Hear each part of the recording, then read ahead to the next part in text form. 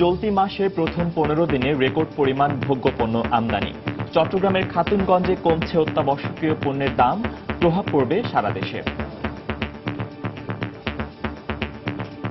সরবরাহ বেশি এবং আন্তর্জাতিক বাজারে একটু কম, আর ঢাকার বাজারে একটু বেশি কম হওয়াতে চিটাঙের বাজারে একটু 15-20 টাকা প্রতি মনে কমেছে। চিনির দাম যথেষ্ট স্বাভাবিক আছে, তবে ঢাকার যে মিলগুলো ডেলিভারি সঠিক মতো দিত তাহলে চিনির বাজার আরো অনেক কমে যাবে। রমজানের চাহিদার তুলনায় 15 থেকে 20% বেশি আমদানির দাবি।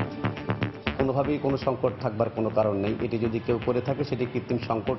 নিশ্চয়ই ল এনফোর্সিং এজেন্সি এবং অন্যান্য যারা আছেন প্রশাসনের, তারা এই বিষয়গুলো দেখবেন। দেখছিলেন বিশেষ শিরোনাম। সন্ধ্যার সময়ের সঙ্গে আছি আমি পারমিতা হিম এবং আমি ফয়সাল মোর্শেদ। এবার অন্যান্য শীর্ষ সংবাদ। অগ্রণী ব্যাংকে সিনিয়র অফিসার পদে নিয়োগ পরীক্ষার প্রশ্নপত্র ফাঁসের অভিযোগ, বিকেলের পরীক্ষা স্থগিত, পরীক্ষার্থীদের ক্ষোভ। ঝালকাঠিতে চুরির অপরাধে বস্তায় ভরে 10 বছরের শিশুকে পিটিয়ে পা ভেঙে দেওয়ার অভিযোগ, 2 জন গ্রেপ্তার। চট্টগ্রামে চোর সন্দেহে এক শিশুকে মধ্যযুগীয় কায়দায় নির্যাতন। ঢাকার কেরানীগঞ্জ থেকে ইলেকট্রিশিয়ান পরিচয়ে 3 মাসের শিশুকে অপহরণের একদিন পর উদ্ধার, অপহরণকারীকে আটক করেছে র্যাব। একের পর এক অভিযানেও থামানো যাচ্ছে না জঙ্গি তৎপরতা, নিরাপত্তার ঝুঁকি বিবেচনায় গ্রেপ্তারের দিকে নজর পুলিশের। রাজনৈতিক মদদ বন্ধের তাগিদ নিরাপত্তা বিশ্লেষকদের। এবং ত্রিদেশীয় সিরিজে মোস্তাফিজ মাশরাফির বোলিং তাণ্ডবে বাংলাদেশের বিপক্ষে 181 রানে অল আউট আয়ারল্যান্ড।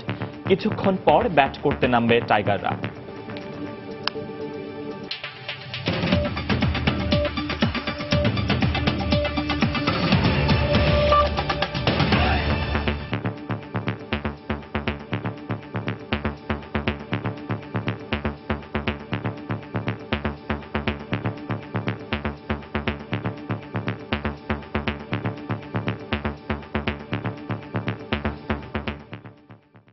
অবশেষে দেশের প্রধান পাইকারি বাজার চট্টগ্রামের খাতুনগঞ্জে কমতে শুরু করেছে ভোগ্যপণ্যের দাম। চলতি মাসের প্রথম 15 দিনে রেকর্ড পরিমাণ পণ্য আমদানি ও খালাস হওয়ায় প্রভাব পড়েছে ভোগ্যপণ্যের বাজারে। টাকার সঙ্গে ডলারের বিনিময় হার অপরিবর্তিত থাকলেও গত কয়েকদিনের ব্যবধানে রমজানের অত্যাবশ্যকীয় পণ্য ছোলা, চিনি ও ভোজ্য তেলের দাম কমেছে। শাখাউত্তিপুর ক্যামেরায় আরো জানাচ্ছেন কমল দে। চট্টগ্রাম কাস্টমস হাউসের সর্বশেষ তথ্য অনুযায়ী চলতি মাসের প্রথম 15 দিনে চট্টগ্রাম বন্দর দিয়ে আমদানির পর খালাস হয়েছে 1,28,000 মেট্রিক টন ছোলা, ভোজ্য তেল ও চিনি। আর এপ্রিল মাসে 24 লাখ মেট্রিক টন ছোলা, ভোজ্য তেল ও চিনি আমদানি হয়। চট্টগ্রাম কাস্টম হাউসের শীর্ষ কর্মকর্তার দাবি, এখন পর্যন্ত চাহিদার তুলনায় 15 থেকে 20% বেশি ভোগ্যপণ্য আমদানি হয়েছে। 27,000 মেট্রিক টন ছোলা, 41,000 মেট্রিক টন ভোজ্য তেল এবং 60,000 মেট্রিক টন চিনি আমদানি হয়েছে মে মাসের প্রথম 15 দিনে। এর আগে এপ্রিল মাস পর্যন্ত দেশে 5 লাখ মেট্রিক টন ছোলা, 15 লাখ মেট্রিক টন ভোজ্য তেল এবং 4.5 লাখ মেট্রিক টন চিনি আমদানি হয়েছিল। রমজান মাসে দেশে 1.5 লাখ মেট্রিক টন ছোলা, প্রতিদিন 6 থেকে 7,000 মেট্রিক টন ভোজ্য তেল এবং 12 থেকে 13,000 মেট্রিক টন চিনি চাহিদা রয়েছে। গত বছরের তুলনায় প্রত্যেকটি আইটেমই প্রায় 15 to 20% বেশি এসছে। কোনোভাবেই কোনো সংকট থাকবার কোনো কারণ নেই। এটি যদি কেউ করে থাকে সেটি কৃত্রিম সংকট। নিশ্চয়ই ল এনফোর্সিং এজেন্সি এবং অন্যান্য যারা আছেন প্রশাসনের, তারা এই বিষয়গুলো দেখবেন। আন্তর্জাতিক বাজারের বুকিং রেটের পাশাপাশি ডলারের দর বেড়ে যাওয়ার অজুহাতে গত 2 সপ্তাহে পুরোপুরি অস্থির ছিল দেশের ভোগ্যপণ্যের বাজার। তবে আমদানির পরিমাণ বেড়ে যাওয়ায় কমতে শুরু করেছে ভোগ্যপণ্যের দাম। গত সপ্তাহে উন্নত জাতের ক্যাবরা ছোলা প্রতি কেজি 80 থেকে 81 টাকা বিক্রি হলো, এখন বিক্রি হচ্ছে 78 টাকা দরে। সাধারণ মানের ছোলা প্রতি কেজি 3 টাকা কমে বিক্রি হচ্ছে 73 টাকায়। 1 নম্বরটা বিক্রি হতো আপনার কাইপরা, ওইটা ছিল আপনার 81 টাকা, আজকে বিক্রি হচ্ছে সেটা 78 টাকা কেজি। আর যেটা আপনার জিব্বুর কোয়ালিটি, ওইটা বিক্রি হতো গত সপ্তাহে 76 টাকা কেজি, এই সপ্তাহে বিক্রি হচ্ছে আপনার 73 টাকা কেজি। আশা করি এভাবে যদি সরবরাহ থাকে আগামীতে ছোলার দাম বাড়ার সম্ভাবনা খুবই কম। অন্যদিকে মন প্রতি 20 থেকে 40 টাকা কমেছে সব ধরনের ভোজ্য তেলের দাম। গত সপ্তাহে প্রতি মন সয়াবিন 3,000 টাকায় বিক্রি হলো, এখন 2960 টাকা। পাম অয়েল 2610 টাকার পরিবর্তে 2580 টাকা এবং 2770 টাকা সুপার সয়াবিন বিক্রি হচ্ছে 2740 থেকে 50 টাকায়। সরবরাহ বেশি এবং আন্তর্জাতিক বাজারে একটু কম, আর ঢাকার বাজারে একটু বেশি কম হওয়াতে চিটাঙের বাজারে একটু 15-20 টাকা প্রতি মনে কমেছে। কমেছে চিনির দামও। এক সপ্তাহের ব্যবধানে মন প্রতি চিনি 60 টাকা কমে বিক্রি হচ্ছে 2130 টাকা দরে। চিনির দাম যথেষ্ট স্বাভাবিক আছে, তবে ঢাকার যে মিলগুলো তারা সঠিক মতো ডেলিভারি দিচ্ছে না।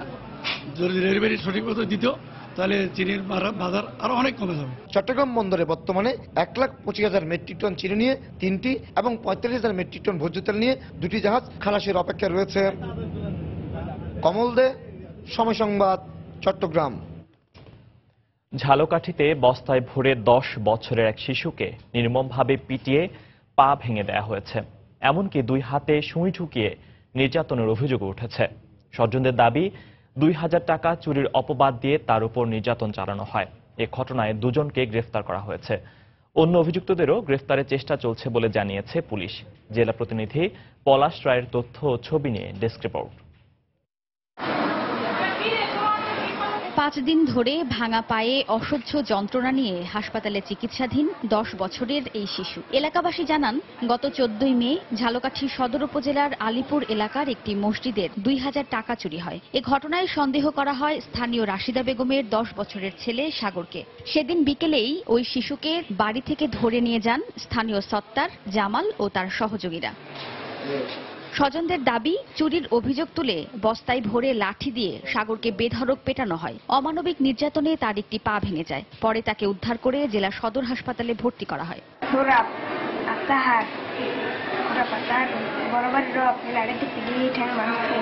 আমরা কেউ বাড়ি আসছিলাম না, ও একাই ছিল বাড়িতে। আর ওরে মারছে, একবার মারার পরে বাড়িতে দৌড়ে পলাই গেছে। বাড়িতে যাই ঘর ভাঙ্গে, ঘরের বেড়া ভাঙ্গে তারপর নিয়ে আসছে। একবার মারছে, মাঝে হাতে শুরু করছে, তারপর বালির মোড় ভিতরে হালাইয়ে উত্তর গেছে। পাতায় পাতা তো পিঠে, তারপর পাড়াই মোটা কোনো অস্ত্র দিয়ে, লাঠি হইতে পারে, সেটা ইট হইতে পারে, হাত হইতে পারে, সেগুলো দিয়ে তার বিভিন্ন জায়গায় আঘাত করার চিহ্ন আছে। তার বাম হাঁটুর উপরেও আপনার বইস আছে। এ ঘটনায় 9 জনের বিরুদ্ধে মামলা দায়েরের পর জামাল ও হৃদয় নামে 2 জনকে গ্রেফতার করে পুলিশ। পুলিশ সুপার মহোদয়, অতিরিক্ত পুলিশ সুপার মহোদয়, তাদের নির্দেশনায় আমরা রাতের অভিযান পরিচালনা করে আমরা 2 জন আসামিকে গ্রেপ্তার করেছি। বাকি আসামিদেরকেও গ্রেপ্তার করা হবে এবং গ্রেপ্তারকৃতদেরকে আদালতে সোপর্দ করা হবে। ক্ষতিগ্রস্ত যে পরিবারটি, তাদেরকে আমরা আশ্বস্ত করেছি আমরা আইনগত ব্যবস্থা নেব। সাগর স্থানীয় আলিপুর সরকারি প্রাথমিক বিদ্যালয়ের 4র্থ শ্রেণীর ছাত্র। সময় সংবাদ, ঝালকাঠি। এদিকে চট্টগ্রামে নির্মাণ সামগ্রী চুরির চেষ্টার অভিযোগে এক শিশুকে মধ্যযুগীয় কায়দায় নির্যাতন করা হয়েছে। এই ঘটনায় অভিযুক্ত জসিমউদ্দিনকে আটক করেছে পুলিশ। দুপুরে নগরীর চকবাজারে চানমিয়া মুন্সি লেন এলাকায় এই ঘটনা ঘটে। এলাকাবাসী জানান, ইদ্রিস জামে মসজিদের নির্মাণ সামগ্রী চুরির অভিযোগে এক শিশুকে আটক করে মুয়াজ্জিন জসিমউদ্দিন। এ সময় শিশুটির মুখমণ্ডল বস্তা দিয়ে ঠেকে মাটিতে ফেলে পা দিয়ে আঘাত করা হয়। লাঠি দিয়ে বেধড়ক পেটানোর পর বেশ কয়েকবার তাকে মাটিতে তুলে আছাড় মারেন জসিমউদ্দিন। পরে সামাজিক যোগাযোগ মাধ্যমে নির্যাতনের ভিডিও চিত্র ভাইরাল হওয়ায় অভিযুক্ত জসিমউদ্দিনকে আটক করে চকবাজার থানা পুলিশ। এদিকে ঘটনার পর থেকে এখনো পর্যন্ত নির্যাতনের শিকার পথ শিশুটির কোনো খোঁজ পাওয়া যায়নি।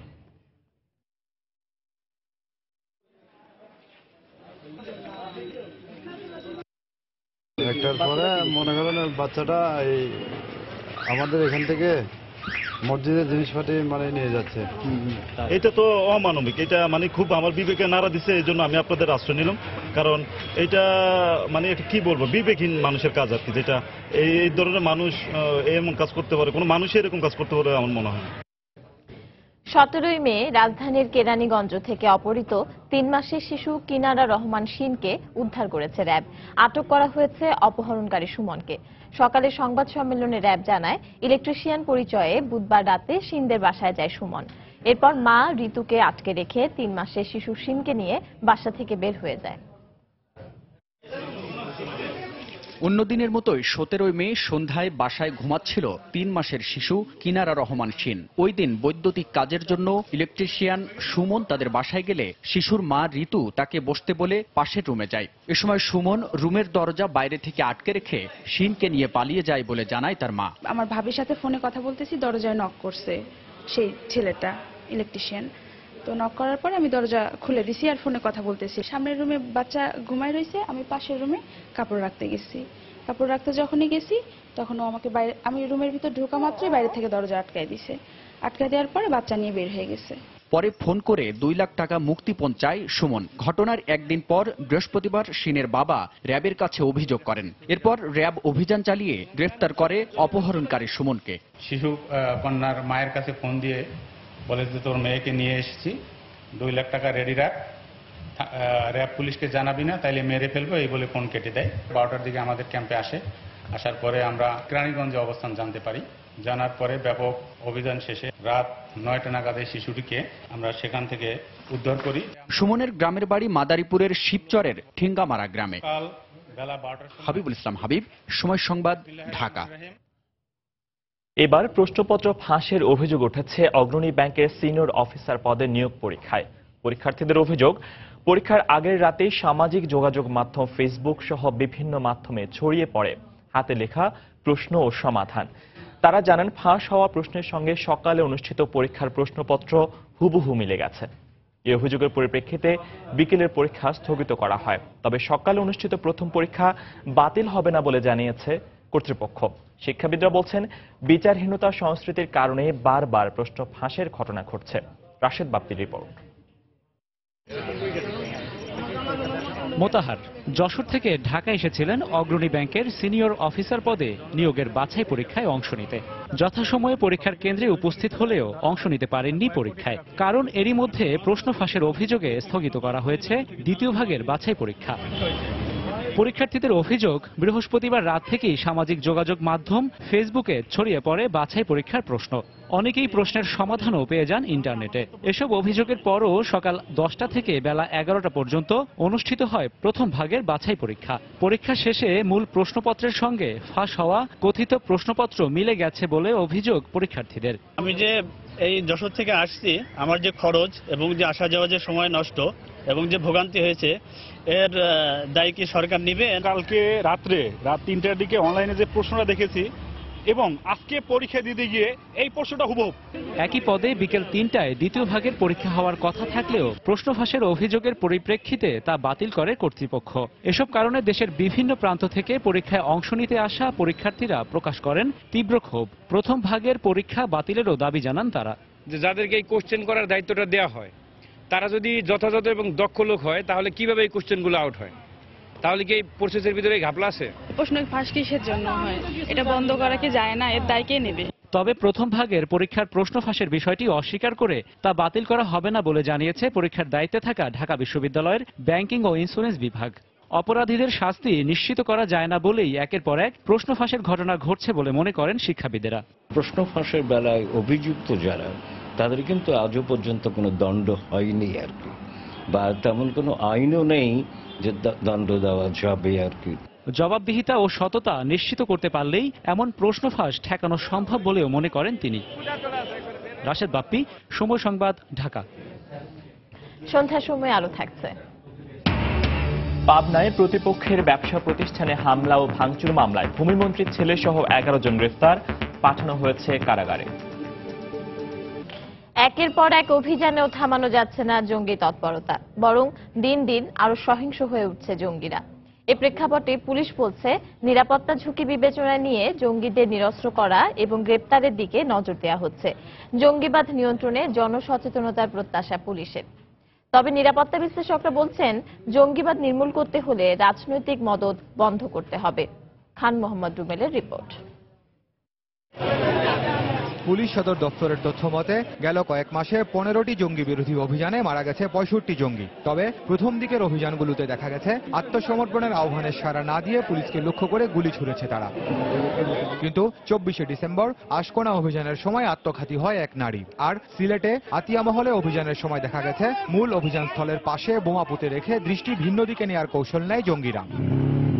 সবশেষ রাজশাহীর গোদাগাড়িতে আস্তানা থেকে বের হয়ে এসে এক ফায়ার সার্ভিস কর্মীকে কুপিয়ে হত্যা করে সশস্ত্র জঙ্গি সদস্যরা। এই অবস্থায় পুলিশের পর্যবেক্ষণ, দিন দিনই বেপরোয়া হচ্ছে উগ্রবাদীরা। ফলে তাদের নিরস্ত্র করার দিকেই নজর দিচ্ছে আইন শৃঙ্খলা রক্ষা বাহিনী। তাদেরকে ডিসআর্ম করা, তাদেরকে গ্রেফতার করা কিংবা তাদের ম্যাটেরিয়ালসগুলোকে রিকভার করা, এগুলো হলো প্রথমে যে এই মুহূর্তে যে ঝুঁকিটা আছে সেই ঝুঁকিটাকে রিডিউস করার জন্য। এর পরবর্তী থাকে যে টোটাল রিক্রুটিং প্রসেস এবং তাদের ট্রেনিং প্রসেসের উপরে হাত দেয়া। তো সেটা যখন কমপ্লিট হয়ে যায় তখন থাকে যে যে পদ্ধতিতে তারা সোসাইটিতে পেনিট্রেট করতেছে বা তারা ইনভাইট করতেছে সেই বিষয়গুলোর উপরে থিসিস দেয়া। জঙ্গি বিরোধী অভিযান অব্যাহত রাখার কোনো বিকল্প নেই মত দিয়ে নিরাপত্তা বিশ্লেষকরা বলছেন। শুধু আইন প্রয়োগ কিংবা সামাজিক সচেতনতার মাধ্যমেই এটি নির্মূল করা সম্ভব নয়। তাদের মতে গেল কয়েক মাসে জঙ্গি বিরোধী নানা সচেতনতামূলক উদ্যোগ নেওয়া হয়েছে। সমাজের সব স্তরে গড়ে উঠেছে জঙ্গি বিরোধী জনমত, কিন্তু ঠেকানো যায়নি তাদের বিস্তার। আর তাই পরামর্শ, বন্ধ করতে হবে জঙ্গিদের পেছনের রাজনৈতিক মদদ। এই জঙ্গিবাদের নিজস্ব একটা আদর্শ আছে এবং সেই আদর্শের পিছনে রাজনৈতিক শক্তি কাজ করছে। সেই রাজনীতিকে আপনি বাতিল না করতে পারছেন বা সেই রাজনীতিকে আপনি বিদায় না করতে পারছেন, ততদিন পর্যন্ত এই জঙ্গি তৎপরতা চলতে থাকবে। তিনি আরো বলেন, জঙ্গিবাদ এখন কোনো দেশের সমস্যা নয়, বৈশ্বিক সমস্যা। তাই এটি মোকাবিলায় বন্ধুপ্রতিম দেশগুলোর সহায়তা নেওয়ার পরামর্শও তার। খান মোহাম্মদ রুমেল, সময় সংবাদ, ঢাকা। যারা ৭৫-এর পরে সন্ত্রাসী কর্মকাণ্ডের মধ্য দিয়ে রাজনীতিতে আত্মপ্রকাশ করেছে, তারাই ধর্মের নামে বিভিন্ন এলাকায় জঙ্গি হামলা চালাচ্ছে বলে মন্তব্য করেছেন স্বরাষ্ট্রমন্ত্রী আসাদুজ্জামান খান কামাল। বিকেলে রাজধানীতে পুলিশের মাদক ও জঙ্গি বিরোধী এক সমাবেশে বক্তব্য রাখেন তিনি। ৭৫-এর পরে আপনারা হাতের রগ পায়ের রগ কেটে আত্মপ্রকাশ করছে। আমাদের মেধাবী ছাত্রদের, আমাদের মেধাবী সমাজসেবীদের যখন হাতের রগ পায়ের রগ কেটে তাদের আত্মপ্রকাশ করেছে, এই তারাই বিভিন্ন নামে কখনো বুঝি, আমি সবসময় বলে থাকি, কখনো জেএমবি, কখনো হরকাতুল ইসলাম, কখনো বা আনসারুল্লাহ বাংলা টিম কিংবা আনসারুল ইসলাম কিংবা নতুন জেএমবি, এগুলি একই সুতায় গাঁথা, এগুলি কোনো বিদেশ থেকে আসে। আগামীকালের বর্ধিত সভার মধ্য দিয়ে আওয়ামী লীগের জাতীয় নির্বাচনের সর্বাত্মক প্রস্তুতি শুরু হবে বলে জানিয়েছেন দলের সাধারণ সম্পাদক ওবায়দুল কাদের। দলীয় সভাপতি শেখ হাসিনার স্বদেশ প্রত্যাবর্তন দিবস উপলক্ষে সকালে রাজধানীতে এক আলোচনা সভায় বক্তব্য রাখেন তিনি। আগামীকালের যে বর্ধিত সভা, এই বর্ধিত সভা আমাদের নেত্রী রাষ্ট্রনায়ক শেখ হাসিনা দিক ও নির্দেশনামূলক বক্তব্য রাখবেন এবং এর মধ্য দিয়ে আমরা আগামী নির্বাচনের প্রস্তুতির সর্বাত্মক অগ্রযাত্রা শুরু করি। পরগাছা আগোছা যাতে দলে ঢুকতে না পারে, এ ব্যাপারে আমি সকলের সহযোগিতা চাইছি, কারণ আমরা এই সদস্য সংগ্রহ অভিযানের মধ্য দিয়ে আওয়ামী লীগকে পরগাছা মুক্ত আমরা করতে চাই। আওয়ামী লীগ জনগণের অধিকার কেড়ে নেয়ায় গণতন্ত্র ভুলুণ্ঠিত হয়েছে বলে অভিযোগ করেছেন বিএনপি মহাসচিব মির্জা ফখরুল ইসলাম আলমগীর। বিকেলে ঠাকুরগাঁওয়ে জেলা বিএনপির কার্যালয়ে দলীয় নেতাকর্মীদের সঙ্গে বৈঠকে তিনি এ কথা বলেন। আওয়ামী লীগ মুক্তিযুদ্ধে সামনে ছিল, সেই আওয়ামী লীগের হাতেই আজকে মুক্তিযুদ্ধের চেতনা পদদলিত হয়েছে, আওয়ামী লীগের হাতেই আজকে গণতন্ত্র লুণ্ঠিত হয়েছে, আওয়ামী লীগের হাতেই আজকে মানুষের অধিকারগুলোকে কেড়ে নেওয়া হয়েছে। এখান থেকে বেরিয়ে আসতে হবে আমাদের। সন্ধ্যার সময়ে আরো থাকছে। সুইডেনে উইকিলিক্সের প্রতিষ্ঠাতা অ্যাসাঞ্জের বিরুদ্ধে ধর্ষণ মামলা প্রত্যাহার, উঠিয়ে নেওয়া হচ্ছে গ্রেপ্তারি পরোয়ানাও। পাবনায় প্রতিপক্ষের ব্যবসা প্রতিষ্ঠানে হামলা ও ভাঙচুর মামলায় ভূমিমন্ত্রীর ছেলে শিরহান শরীফ তমাল সহ 11 জনকে গ্রেফতার করা হয়েছে। পরে দুপুরে তাদের পাবনা কারাগারে পাঠানো হয়। ভোরে জেলার বিভিন্ন এলাকায় অভিযান চালিয়ে তাদের গ্রেফতার করা হয়। পুলিশ জানায়, আধিপত্য বিস্তারকে কেন্দ্র করে ভূমিমন্ত্রী শামসুর রহমান শরীফ ডিলু ও ঈশ্বরদী পৌর মেয়র আবুল কালাম আজাদের মধ্যে দীর্ঘদিন ধরে বিরোধ চলছিল। এর জের ধরে গতকাল বিকেলে ভূমিমন্ত্রী সমর্থক যুবলীগ নেতা রাজীব সরকার এবং মন্ত্রীর ছেলে তমালের নেতৃত্বে ঈশ্বরদী শহরের বিভিন্ন ব্যবসা প্রতিষ্ঠানে হামলা ও ভাঙচুর চালানো হয়। একই সময় উপজেলা ছাত্রলীগ সভাপতি জুবাইর বিশ্বাসকে মারধরের পর তার বাড়িতে ভাঙচুর চালায় হামলাকারীরা। এ ঘটনায় গত রাতে জুবাইরের বাবা মুক্তিযোদ্ধা আতিয়ার বিশ্বাস বাদী হয়ে তমালকে প্রধান আসামি করে 24 জনের বিরুদ্ধে একটি মামলা করেন। মামলা দায়েরের পর অভিযান চালিয়ে তমাল সহ 11 আসামিকে গ্রেফতার করা হয়। তবে এ ব্যাপারে ক্যামেরার সামনে কথা বলতে রাজি হয়নি পুলিশ।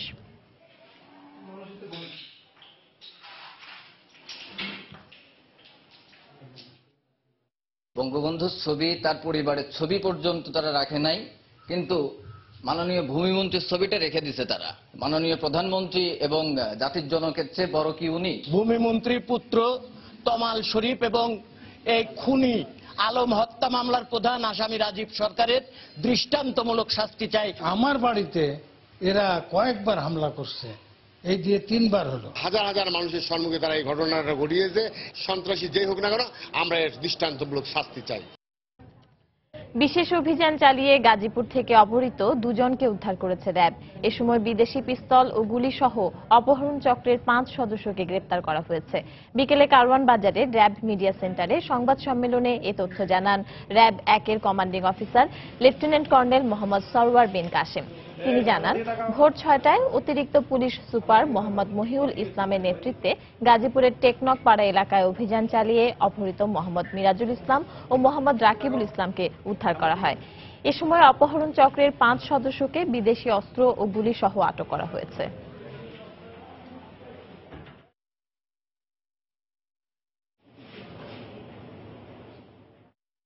পুরো বাড়িটা আমাদের দলটি ঘিরে ফেলে এবং ওইখান থেকে আমরা সঙ্গে সঙ্গে গিয়ে দোতলা বাড়ি থেকে আমরা 2 জন অপহৃত ব্যক্তিকে উদ্ধার করতে সক্ষম হই। একই সাথে 5 জন অপহরণকারীকে আমরা ধরতে পারি।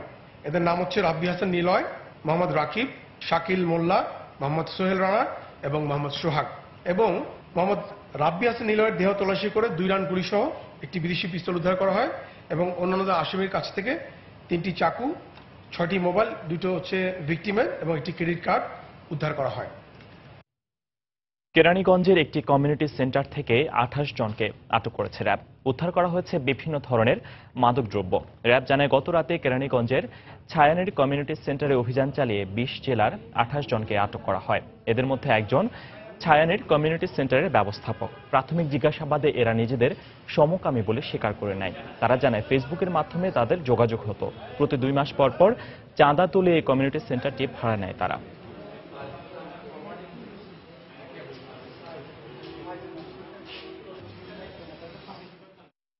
ছায়ানীর কমিউনিটি সেন্টার, যেটা আটিবাজার, দীর্ঘদিন যাবৎ কিছু লোক দেশের বিভিন্ন অঞ্চল থেকে আসে এবং ওইখানে সন্দেহজনকমূলক কর্মকাণ্ড করে। এটা আমরা ভেরিফাই করার জন্য যাই। তারা জানায় যে এই যে 27 জন তারা ফেসবুক ফ্রেন্ড, তারা এই সমকামিতায় বিশ্বাসী এবং এই সমকামিতায় অংশগ্রহণ করার জন্য এখানে এসে থাকে।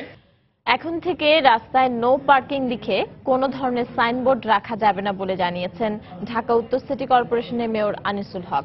তিনি বলেন, যারা এই ধরনের সাইনবোর্ড রেখেছেন তাদের 1 সপ্তাহের মধ্যে সরিয়ে ফেলতে হবে।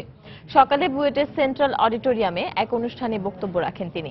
মেয়র বলেন, 2019 সালের জুনের মধ্যে শহরকে সুন্দর ও নিরাপদ করতে কাজ করছে উত্তর সিটি কর্পোরেশন। ঢাকা শহরে পাবলিকের কোন রাস্তার উপরে আপনাদের কোন নো পার্কিং দেখতে চাই না। Just 1 week time. 2019 জুনের মধ্যে আমরা ঢাকা নর্থ সিটি কর্পোরেশনে কোন ড্রেন, কোন রাস্তা, lighting, LED lighting, security, CC camera security, ভালো ফুটপাথ, গ্রিন ঢাকা, অনেক বলতে পারবো, আমি বলছি না, শুধু সামারি করছি। গ্রিন ঢাকা করা, সেটিকে গাছ লাগানো, সেটিকে ছাদে গাছ লাগানো, সেটিকে রাস্তায় গাছ লাগানো, সমস্ত কাজ আমরা হাতে নিয়েছি। অপরিণত ও কম ওজন নিয়ে জন্ম নেয়া শিশুর জন্য প্রয়োজন নবজাতক নিবিড় পরিচর্যা কেন্দ্র বা NICU। এছাড়া 5 বছরের কম বয়সী শিশুদের জটিল রোগ নিরাময়ের ক্ষেত্রে প্রয়োজন PICU। কিন্তু দেশে NICU ও PICU এর সংখ্যা প্রয়োজনের তুলনায় খুবই কম। এদিকে শিশু মৃত্যু হার কমানো না গেলে টেকসই উন্নয়ন লক্ষ্যমাত্রা অর্জন সম্ভব নয় বলে মনে করেন সংশ্লিষ্টরা। সিলিয়া সুলতানা রিপোর্ট। যে কোনো শিশুর ফুসফুসের সারফেক্টেন্স তৈরি হতে প্রয়োজন 34 সপ্তাহ, কিন্তু এই শিশুটি মায়ের গর্ভে আসার 7 মাস অর্থাৎ 28 সপ্তাহ পরই 500 গ্রাম ওজন নিয়ে আসে পৃথিবীতে। তাই ফুসফুসের ক্রিয়া চলমান রাখতে এখন কৃত্রিমভাবে দেওয়া হচ্ছে লাইফ সাপোর্ট। এছাড়া খাওয়া দাওয়া আর পরিপাকতন্ত্র পুরোপুরি গঠন না হওয়ায় নির্দিষ্ট পরিমাণে টিউবে দেওয়া হচ্ছে প্রয়োজনীয় পুষ্টি। ফলে কয়েকদিন আগে প্রথম চোখ খোলে সে। এভাবে গত 1.5 মাস ধরে এই NICUতে বড় হয়ে উঠছে শিশুটি। পৃথিবীতে এসে যে সার্ভাইভ করবে, এদের লাং বলেন, লাং ম্যাচুরিটি, হার্ট ম্যাচুরিটি, বা ওদের যে অন্ত্র যেটা দিয়ে খাওয়ার যে হজম হবে ওই জায়গাটাতে ম্যাচুরিটি, ওগুলা ওইভাবে ম্যাচুরিটি হয় না। ওদের ইভেন ইনফেকশন প্রোটেকশনের যে ইয়েটা সেটাও থাকে না। সাম্প্রতিক সময়ে গর্ভাবস্থায় জটিলতার কারণে স্বল্প ওজন ও নানা জটিলতা নিয়ে জন্ম নিচ্ছে অনেক শিশু। এসব শিশুর জন্য যে পরিমাণ নবজাতক নিবিড় পরিচর্যা কেন্দ্র প্রয়োজন তা খুবই অপ্রতুল। অন্যদিকে শিশুদের জটিল রোগ আরোগ্যে যেখানে পিআইসিইউ বা পেডিয়াট্রিক আইসিইউ প্রয়োজন, সেখানে বাংলাদেশে সরকারি পর্যায়ে কোনো পিআইসিইউ নেই। বেসরকারি পর্যায়ে আছে 2 থেকে 3টি। বাচ্চারা জন্মগ্রহণ করছে প্রায় অর্ধেকের বেশি গ্রামীণ গঞ্জে, যেখানে কোনো সেবা নেই। সেখানে একটা শিশু খুব অসুস্থ হয়ে গেলে তাকে আমরা যেখানে পরিচর্যার ব্যবস্থা আছে সেখানে আনতে হতো, সে চলে যাচ্ছে, মেরে যাচ্ছে, বা এসেও সঙ্গে সঙ্গে সে জায়গা পাচ্ছে না। শিশুদের জন্য এনআইসিইউ সেবা বাড়ানোর ক্ষেত্রে পরিকল্পনার কথা জানিয়েছে স্বাস্থ্য অধিদপ্তর। ন্যাশন ওয়াইড প্ল্যান আছে এনআইসিইউটা। 2022 সালের মধ্যে আমরা all kind of instrumental facilities সহ আমরা জেলা সদর হাসপাতালে অন্তপক্ষে 5টা থেকে 10টা করে বেড চালু করতে পারবো। প্রতি হাজারে বাংলাদেশে এখনো শিশু মৃত্যুর হার 20 থেকে 25 জন, যেখানে মধ্য আয়ের দেশে উন্নীত হতে এবং টেকসই উন্নয়ন লক্ষ্যমাত্রা অর্জনে শিশু মৃত্যুর হার কমিয়ে আনতে হবে অন্তত 5-এর নিচে। তাই স্বাস্থ্য খাতের এই অংশটির উন্নয়নের দিকে বাড়তি নজর দেওয়া প্রয়োজন বলে মনে করেন সংশ্লিষ্টরা। সেলিয়া সুলতানা, সময় সংবাদ, ঢাকা। দেশের বাইরের খবর। উইকিলিক্সের প্রতিষ্ঠাতা জুলিয়ান অ্যাসাঞ্জের বিরুদ্ধে ধর্ষণের মামলা প্রত্যাহার করে নিয়েছে সুইডেন। অ্যাসাঞ্জের আইনজীবী স্টকহোম আদালতে গ্রেপ্তারি পরোয়ানা উঠিয়ে নেয়ার আবেদন জানানোর কিছুদিন পরই এমন সিদ্ধান্ত আসলো। শিগগিরই তার উপর থেকে গ্রেপ্তারি পরোয়ানা উঠিয়ে নেওয়া হচ্ছে বলেও জানায় গণমাধ্যম। সুইডেনের ধর্ষণ মামলা হওয়ার পর 2012 সাল থেকে অ্যাসাঞ্জ লন্ডনে ইকুয়েডর দূতাবাসে অবস্থান করছেন। তার আশঙ্কা, তিনি সুইডেনে ফিরলে দেশটি তাকে যুক্তরাষ্ট্রের কাছে হস্তান্তর করতে পারে। হাজার হাজার মার্কিন গোপন তথ্য ফাঁসের জন্য অ্যাসাঞ্জ যুক্তরাষ্ট্রে বিচারের মুখোমুখি হতে পারেন বলে জানায় গণমাধ্যম।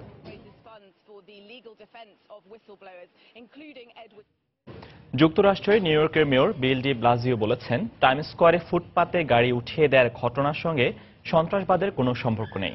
মেয়রের এই বক্তব্যের পর স্বস্তি বোধ করছেন প্রবাসী বাঙালিরা। তবে টাইমস স্কোয়ারের ঘটনা যাই হোক, শহরের সার্বিক নিরাপত্তা জোরদারে তৎপর কর্তৃপক্ষ। বৃহস্পতিবারের ওই ঘটনায় 1 জন নিহত ও 23 জন আহত হন। নিউ ইয়র্ক থেকে শিহাবুদ্দিন কিসলুর রিপোর্ট। বৃহস্পতিবার বেলা 12টার দিকে ম্যানহাটনের টাইম স্কোয়ারে বার্গেন্ডি রঙের হোন্ডা সিডান মডেলের একটি প্রাইভেট কার বেপরোয়া গতিতে ফুটপাতে উঠে পড়ে এবং একটি পোলের সঙ্গে ধাক্কা খায়। এতে ঘটনাস্থলেই 18 বছর বয়সী তরুণী এলিসা এলসম্যান নিহত ও বেশ কয়েকজন পথচারী আহত হয়। নিহত এলিসা মিশিগান থেকে নিউ ইয়র্কে বেড়াতে এসেছিলেন বলে জানা গেছে। ঘটনাস্থলে ধারণ করা ভিডিও ফুটেজে আহতদের রক্তাক্ত অবস্থায় রাস্তায় যন্ত্রণায় কাতরাতে দেখা গেছে। পরে ফায়ার সার্ভিস কর্মীরা তাদের জরুরি ভিত্তিতে উদ্ধার করে স্থানীয় হাসপাতালে ভর্তি করে। আমি এই রাস্তাটা কেবল পার হয়েছি, তারপর একটা গাড়ির সংঘর্ষের শব্দ শুনলাম। পরে দেখি অনেক মানুষ চিৎকার করছে, সাহায্য চাইছে। ঘটনার পরপরই গাড়িটির চালককে আটক করে পুলিশ। রিচার্ড রোজাস নামে 26 বছর বয়সী ওই মার্কিন নাগরিক মাতাল অবস্থায় গাড়ি চালাচ্ছিলেন বলে অভিযোগ রয়েছে। রিচার্ড মার্কিন নেভির সাবেক কর্মকর্তা বলে জানায় গণমাধ্যম। ঘটনার সঙ্গে সন্ত্রাসী যোগ থাকতে পারে এমন সন্দেহ থেকে শুরুতে তা খতিয়ে দেখার কথা বললেও পরে একে দুর্ঘটনা হিসেবে নিয়ে তদন্ত পরিচালনার কথা জানায় পুলিশ। এরই মধ্যে টাইম স্কোয়ার ও আশেপাশের এলাকায় লোকজনের চলাচল নিয়ন্ত্রণের পাশাপাশি নিরাপত্তা জোরদার করা হয়েছে। ওই গাড়িটি বেপরোয়া গতিতে ওয়েস্ট 42 স্ট্রিট থেকে 45th স্ট্রিট পর্যন্ত এগিয়ে গিয়ে একটি পোলের সঙ্গে ধাক্কা খেয়ে থেমে যায়। ঘটনাটি এত দ্রুত হয়েছে যে কেউ বুঝে উঠতে পারেনি। প্রাথমিক তদন্তে ঘটনার সঙ্গে কোনো সন্ত্রাসবাদের সংশ্লিষ্টতার প্রমাণ মেলেনি বলে জানিয়েছেন মেয়র বিল ডি ব্লাজিও। এ সময় তিনি হতাহতদের স্বজনদের প্রতি গভীর সমবেদনা জানান। এর সঙ্গে আপাতত সন্ত্রাসের কোনো যোগ মেলেনি। রিচার্ডের রেকর্ড থেকে জানা গেছে তিনি এর আগেও মাতাল অবস্থায় গাড়ি চালানোর দায়ে 2 বার গ্রেফতার হয়েছেন। তাকে এখন জিজ্ঞাসাবাদ করা হচ্ছে। মেয়রের এমন বক্তব্যে স্বস্তি ফিরে এসেছে বাংলাদেশ কমিউনিটিতে। এই ঘটনা শোনার পরে এখন ভিতরে একটু স্বস্তি পাইতেছি, যেন এটা আসলে কোনো সন্ত্রাসী হামলা না বা এমন কোনো কিছু না, এটা আসলে একটা ড্রাঙ্ক লোকের কাজ না, এটা কোনো টেররিস্ট অ্যাটাক না, এটা একটা সিম্পল অ্যাক্সিডেন্ট। শুনে সেটা পরে আমি খুব স্বস্তি ফিল করলাম যে না, আমরা একটা বিপদ থেকে মুসলিমরা বেঁচে গেল অন্তত। ব্রিটেন, জার্মানি, সুইডেন এবং প্যারিসের ঘটনার পরে স্বভাবতই বিশ্বের সবচেয়ে ব্যস্ততম পর্যটন কেন্দ্র এই টাইম স্কোয়ারের নিরাপত্তা জোরদার করা হয়েছে এবং এখানকার জনগণের নিরাপত্তার জন্য সব ধরনের ব্যবস্থা নেওয়া হয়েছে বলে নগর প্রশাসন জানিয়েছেন। শিহাবুদ্দিন কিসলু, সময় সংবাদ, টাইম স্কোয়ার, নিউ ইয়র্ক, যুক্তরাষ্ট্র।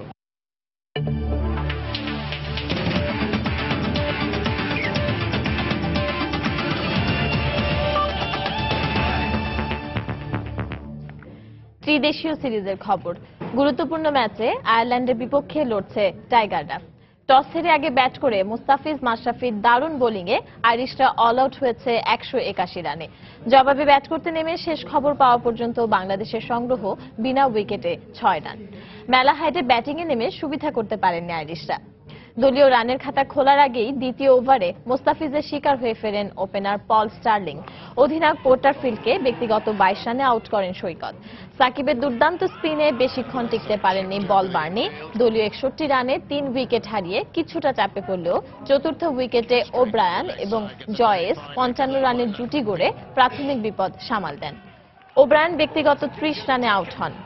আক্রমণে এসে নিজের প্রথম ওভারেই এড জয়েসের উইকেট তুলে নেন অভিষিক্ত সানজামুল। দীর্ঘদিন পর ছন্দে ফেরা মুস্তাফিজের ব্যাক টু ব্যাক ওভারে 2 উইকেটে আইরিশদের স্কোর দাঁড়ায় 7 উইকেটে 136 রান। এরপর ম্যাককার্থি ও ডকরেল জুটি 200 রানের স্বপ্ন দেখালেও শেষ পর্যন্ত মাশরাফির জোড়া আঘাতে আইরিশরা অল আউট হয় 181 রানে। মুস্তাফিজ 4টি এবং মাশরাফি সানজামুল নেন 2টি করে wicket. Oh, is it that very good catch away to the... Yeah, just enough power, wasn't there, to get himself across. সন্ধ্যার সময়ের পর্যায়ে শীর্ষ সংবাদগুলো জানিয়ে দিচ্ছি আরেকবার। চলতি মাসে প্রথম 15 দিনে রেকর্ড পরিমাণ ভোগ্যপণ্য আমদানি। খাতুনগঞ্জে কমছে রমজানের অত্যাবশ্যকীয় পণ্যের দাম, প্রভাব পড়বে সারা দেশে। অগ্রণী ব্যাংকে সিনিয়র অফিসার পদে নিয়োগ পরীক্ষায় প্রশ্নপত্র ফাঁসের অভিযোগ। বিকেলের পরীক্ষা স্থগিত, পরীক্ষার্থীদের ক্ষোভ। ঝালকাঠিতে চুরির অপরাধে বস্তায় ভরে 10 বছরের শিশুকে পিটিয়ে পা ভেঙে দেওয়ার অভিযোগ, 2 জন গ্রেফতার। চট্টগ্রামে চোর সন্দেহে এক শিশুকে মধ্যযুগীয় কায়দায় নির্যাতন। ঢাকার কেরানীগঞ্জ থেকে ইলেকট্রিশিয়ান পরিচয়ে 3 মাসের শিশুকে অপহরণের একদিন পর উদ্ধার। অপহরণকারীকে আটক করেছে র্যাব। এবং ত্রিদেশীয় সিরিজে মুস্তাফিজ মাশরাফির বোলিং নৈপুণ্যে 181 রানে অল আউট আয়ারল্যান্ড। জয়ের লক্ষ্যে ব্যাট করছে টাইগাররা।